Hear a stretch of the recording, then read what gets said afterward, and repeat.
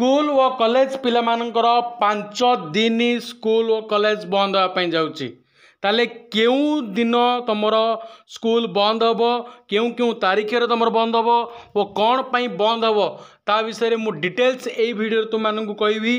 तेणु निहाती वीडियोटी को शेष पर्यंत देखंतु वो चैनल को प्रथम थर आसते समस्त पिला मानू अनुरोध जे चैनल को निहाती सब्सक्राइब करेंगे पाखे थी बेल आइकन को प्रेस करेंगे वीडियोटी को लाइक करने जमारू भूलें।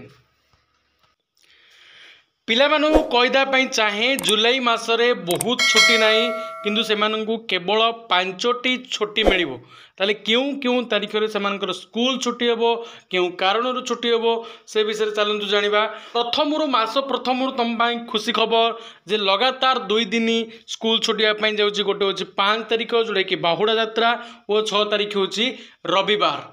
सेकेंड जो देखिए छुट्टी तुम 2 दिन होगा आउ 3 दिन गोटे दिन हूँ तुम 13 तारीख रविवार पड़ुची आ गए 20 तारीख रविवार पड़ुची अन्य गोटे हूँ डेट हूँ तुम 27 तारीख रविवार पड़ुची।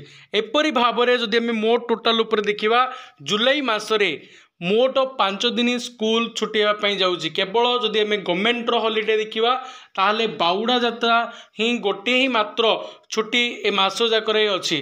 तेणु टोटाल रविवार आउ गवर्नमेंट को छुट्टी जदि आम देखा ताहले टोटाल मोट उपरे 5 दिन पिला मानकर स्कूल और कॉलेज गुड़िक बंद होगापाई जाऊँगी।